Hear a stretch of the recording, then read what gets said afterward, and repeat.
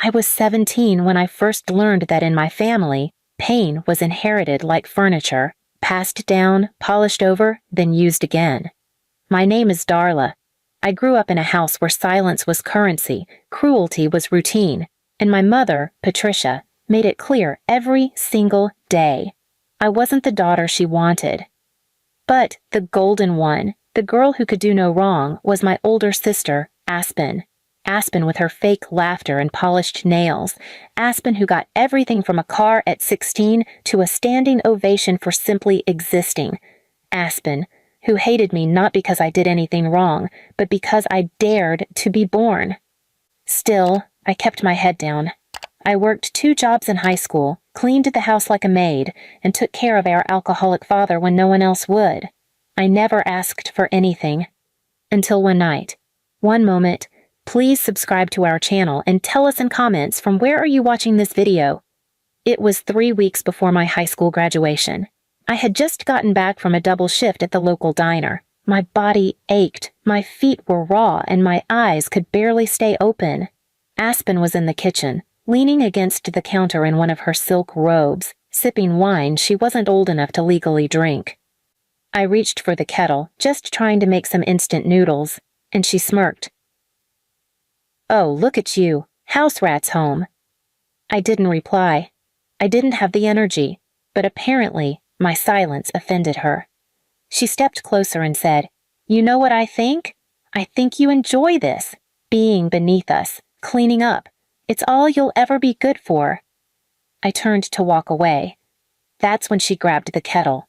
Still boiling, hissing. She didn't even blink. "Oops," she said as she tilted it. Scalding water splashed down my right arm. I screamed, dropped to the floor, skin blistering instantly. The pain was blinding, searing, endless.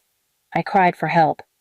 Patricia walked in, took one look at me on the ground and scoffed. "That's what happens when garbage thinks it's equal to family." Then she turned around and walked out.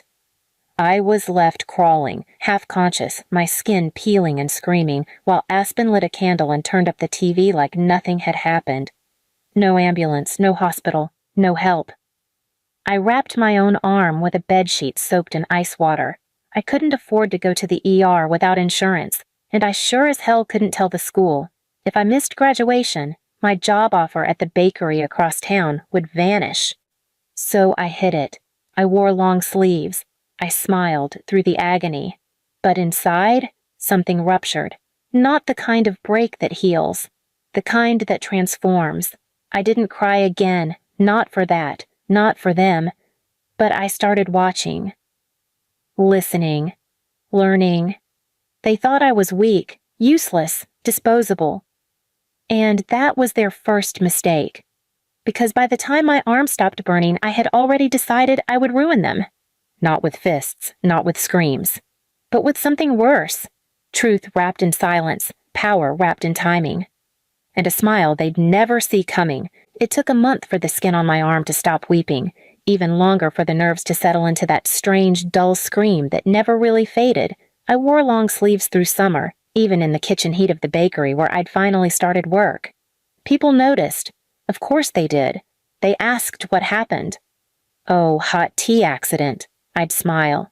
Because in my world, silence wasn't fear. It was fuel.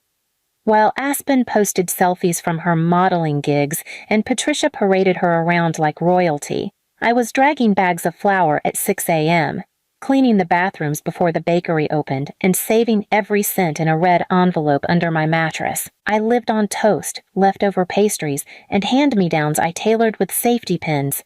They thought I was invisible. They never asked about me again. Good. That was how I wanted it. Because I was watching them. Closely. Aspen's influencer career wasn't real. She was photoshopping fake brand deals and renting designer clothes she never returned.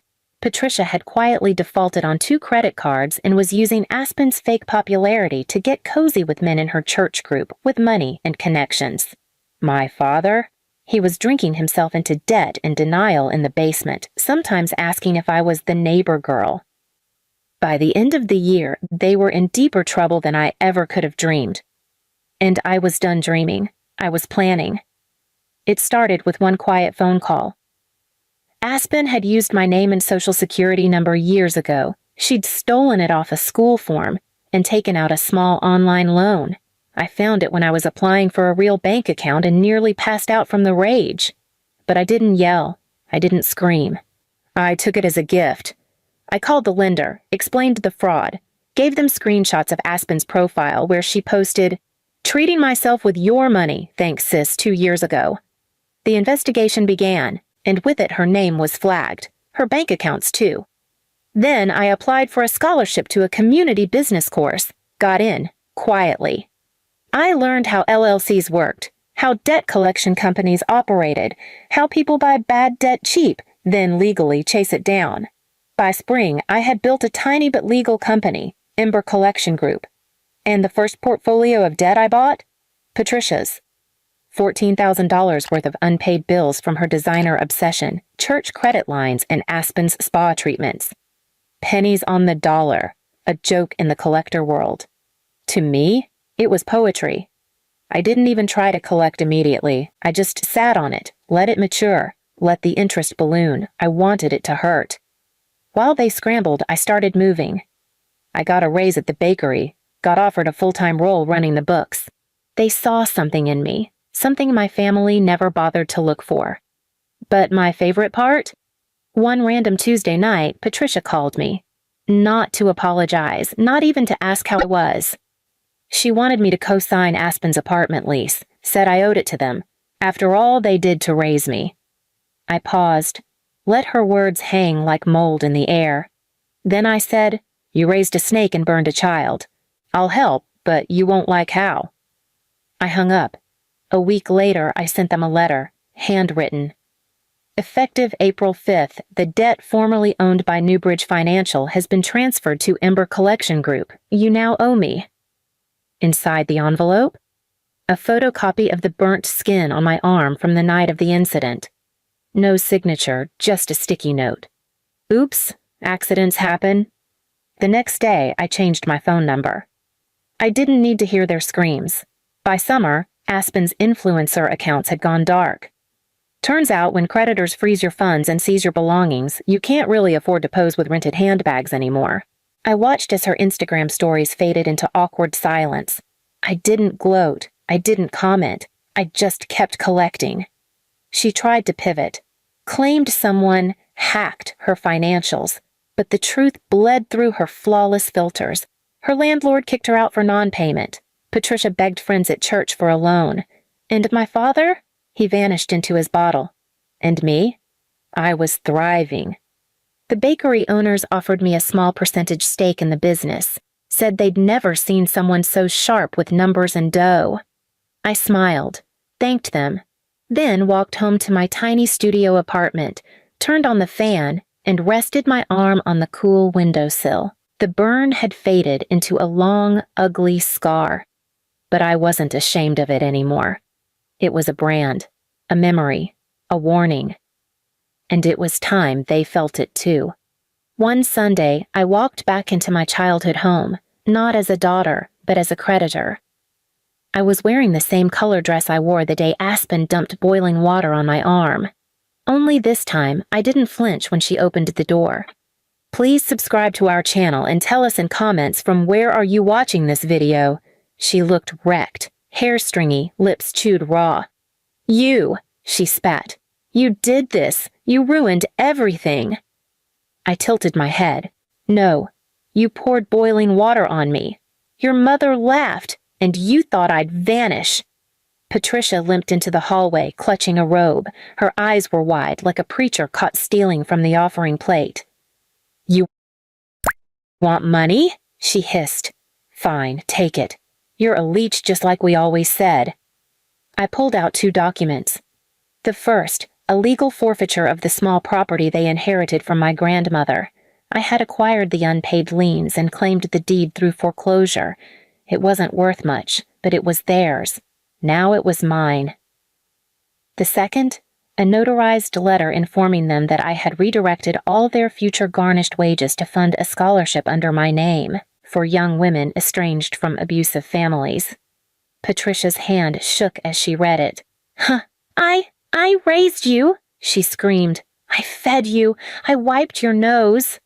No, I whispered. You laughed when I screamed. You called me garbage, and now you can rot in the landfill you built. Aspen lunged forward, but I held up my phone and pressed play. It was the old recording, the one I had saved from the night she burned me, the one where she giggled. Hoops, accidents happen, while my skin sizzled. The one where my mother barked, that's what trash gets for trying to act like family. Her face paled. She didn't know I'd recorded it. I leaned in. This isn't for court. It's for you, to play on loop every night while you lie awake wondering what you became. Then I walked out. I didn't look back.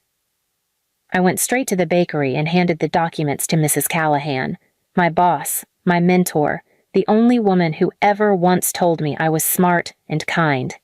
She hugged me, asked nothing, and later that week she helped me hang a sign on our window. Ember Girls Scholarship Fund in honor of survival. Months passed. I didn't hear from Aspen or Patricia again, but I saw Aspen in a grocery store once, trying to sweet-talk a manager into waiving a bounced check fee. She didn't see me. Or maybe she did, and just couldn't look me in the eye. I went home to my apartment, curled up on the couch, and stared at my arm.